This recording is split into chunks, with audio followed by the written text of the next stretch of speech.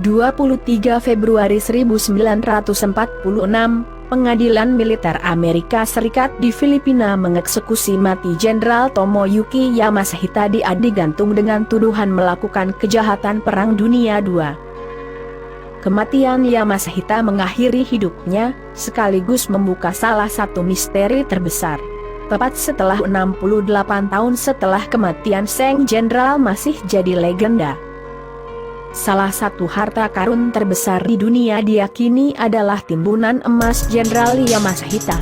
Harta itu merupakan rampasan perang tentara Jepang di Indonesia, Singapura, Filipina, serta negara Asia Tenggara lain selama Perang Dunia II. Jenderal Tomoyuki Yamashita digelari Harimau Malaya. Di awal Perang Dunia II, Yamashita dengan mudah merebut Singapura, yang dipertahankan pasukan gabungan Inggris dan Sekutu. 30.000 tentara Jepang berhasil menawan 130.000 tentara Inggris, India dan Australia. Sepanjang sejarah, inilah rekor terbanyak tentara Inggris menyerah. Namun rupanya selain berperang, Kekaisaran Jepang membebankan misi khusus pada Jenderal Yamashita. Mereka diperintahkan mengumpulkan sebanyak mungkin emas dari negara-negara jajahan. Ada organisasi khusus bernama Kindo Yuri atau Bunga Lili Emas. Saudara Kaisar Hirohito, Pangeran Yasuhito, dipercaya jadi ketua. Mereka merampas emas dari Asia Tenggara kemudian mengumpulkannya di Filipina, baru dikapalkan ke Jepang. Sudah beberapa kali pengiriman emas dan barang berharga ke Jepang ini berhasil. Dari emas rampasan inilah Jepang membiayai peperangan di Pasifik.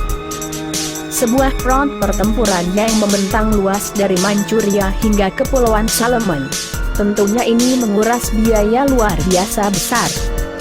Namun sejak tahun 1943, harta rampasan tak bisa dikirim ke Jepang. Penyebabnya, armada Jepang sudah kalah di lautan. Mereka tak punya lagi cukup kapal perang atau pesawat tempur guna mengawal kapal-kapal lemas tersebut ke Jepang. Pesawat tempur Sekutu dan kapal selamnya siap mengkaramkan kapal Jepang yang lewat. Tahun 1945, Jepang nyaris kalah total. Pangeran Yasuhito, Jenderal Yamashita dan pejabat lain meledakkan terowongan dan gua untuk menutup timbunan emas di gua-gua di bawah tanah. Kabar yang beredar, ada sekitar 6.000 ton emas, dan tak terhitung lagi berapa jumlah permata dan harta lainnya. Ini baru jumlah yang di Filipina. Belum yang berada di Indonesia, Singapura, Burma, Malaya dan kawasan lain. Diduga masih banyak yang belum bisa diangkut ke Filipina untuk digabungkan. Puluhan tahun, emas Yamashita ini masih misteri. Seorang bernama Rogilio Roxas mengklaim menemukan patung Buddha dari berlian dan emas murni dari terowongan Jepang di Filipina. Dia menduga penemuan ini baru sebagian kecil emas Yamashita. Banyak versi yang menyatakan emas ini dibagi oleh Kekaisaran Jepang dengan intelijen militer Amerika Serikat. Emas ini yang digunakan Amerika untuk operasi intelijen saat Perang Dingin Uni Soviet dan Blok Timur. Dan Jepang menggunakan emas ini untuk membangun perekonomian usai perang.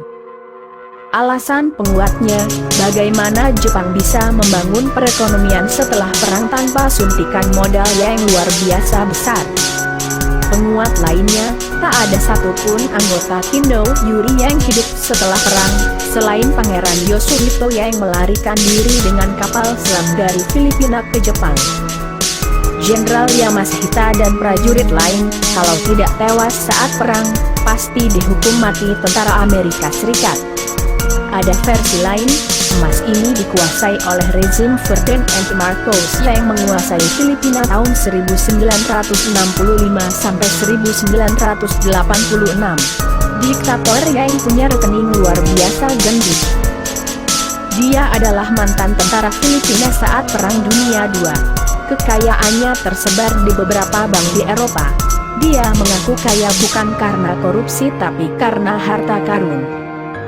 Profesor Rico Housey, seorang peneliti dari Universitas Filipina mempertanyakan soal harta karun Yamashita ini. Jose menilai emas Yamashita hanya mitos. Tahun 1943 Jepang tak lagi menguasai lautan. Kecil kemungkinan emas ini dibawa ke Filipina, kata Jose kepada media Filipina. Analisa Jose tak menurutkan niat para pencari harta karun. Jika tak di Filipina, maka ceceran emas rampasan Jepang ini masih ada di negara-negara lain, termasuk Indonesia.